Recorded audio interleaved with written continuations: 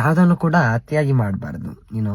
Like food ಆಗಿರ್ಬೋದು, ಅಥವಾ service ಆಗಿರ್ಬೋದು, ಅಥವಾ ವರ್ಕ್ ಆಗಿರ್ಬೋದು, ಅಥವಾ ವ್ಯಾಯಾಮ ಎಕ್ಸಸೈಸ್ ಆಗಿರ್ಬೋದು, ಯಾವುದನ್ನು ಕೂಡ ಅತಿಯಾಗಿ ಮಾಡಬಾರ್ದು ಅಂತ. This reminds me of a ಸುಭಾಷಿತ. ಇಟ್ ವಾಸ್ ಲೈಕ್ ಅತಿ ರೂಪೇಣ ವೈ ಸೀತಾ, ಅತಿ ಗರ್ವೇಣ ರಾವಣಂ, ಅತಿ ದಾನಾತ್ ಬಲಿರ್ಬದ್ಧೋ, ಅತಿ ಸರ್ವತ್ರ ವರ್ಜಯೇತ್.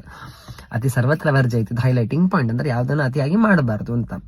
So this reminds me of situation where ನಾವು ತುಂಬಾ ಕೆಲವರನ್ನ ಥ್ಯಾಂಕ್ಫುಲ್ನೆಸ್ ಅಲ್ಲಿ ಇಟ್ಕೊಂಡ್ಬಿಡ್ತೇವೆ. ಆ ಅಭಿಮಾನ ನಮ್ಮ ಮನಸ್ಸಿನಲ್ಲೇ ಇರಬೇಕು. ಯೂಶುವಲಿ ಆ ಒಂದು ಲಿಮಿಟ್ ಉಂಟು ಎಕ್ಸ್ಪ್ರೆಸ್ ಮಾಡ್ಲಿಕ್ಕೂ ಕೂಡ.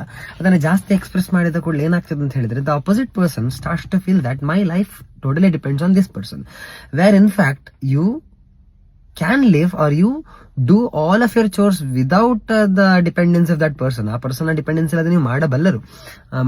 ಬಟ್ ಸ್ಟಿಲ್ ನಾವು ಗ್ರಾಟಿಟ್ಯೂಡ್ ಅನ್ನು ತುಂಬಾ ಎಕ್ಸ್ಪ್ರೆಸ್ ಮಾಡ್ಲಿಕ್ಕೆ ಹೋಗಿ ಆ ಮನುಷ್ಯನ ಒಳಗೆ ನಾವು ಈಗೋವನ್ನ ಬಿತ್ತಿದಾಗ ಆಗ್ತದೆ. So that is really wrong. It is like you are ಒಂದು ಫುಡ್ಡಿಗೆ ವಿಷ ಹಾಕಿ ಒಬ್ಬನಿಗೆ ಊಟ ಮಾಡಿದಷ್ಟು ಪಾಪ. ಹಾಗಾಗಿ ಗ್ರಾಟಿಟ್ಯೂಡ್ ಅನ್ನು ಕೂಡ ಅತಿಯಾಗಿ ಎಕ್ಸ್ಪ್ರೆಸ್ ಮಾಡಬೇಡಿ. ಅದನ್ನ ಮನಸ್ಸಿನಲ್ಲಿ ಎಷ್ಟಾಗ್ತದಷ್ಟು ಗ್ರಾಟಿಟ್ಯೂಡ್ ಫೀಲಿಂಗ್ ಅನ್ನ ಇಟ್ಕೊಳ್ಳಿ. ಎಕ್ಸ್ಪ್ರೆಸ್ ಮಾಡುವಾಗ ಲಿಮಿಟ್ ಆಗಿ ಎಕ್ಸ್ಪ್ರೆಸ್ ಮಾಡಿ. Because this is my episode 3 of learning new things from everyday things. Everyday ವಸ್ತುಗಳಲ್ಲಿ ಈ ವಿಷಯವನ್ನು ನಾನು ತುಂಬಾ ಅಬ್ಸರ್ವ್ ಮಾಡ್ತಾ ಇದ್ದೇನೆ. ಸೊ ನಿಮ್ಗೆ ಒಂದು ಹೇಳುವ, ನಿಮ್ಮ ಹತ್ರ ಹಂಚ್ಕೊಳ್ಳೋಣ ಅಂತ ಅನಿಸ್ತು. ನಮಸ್ತೆ.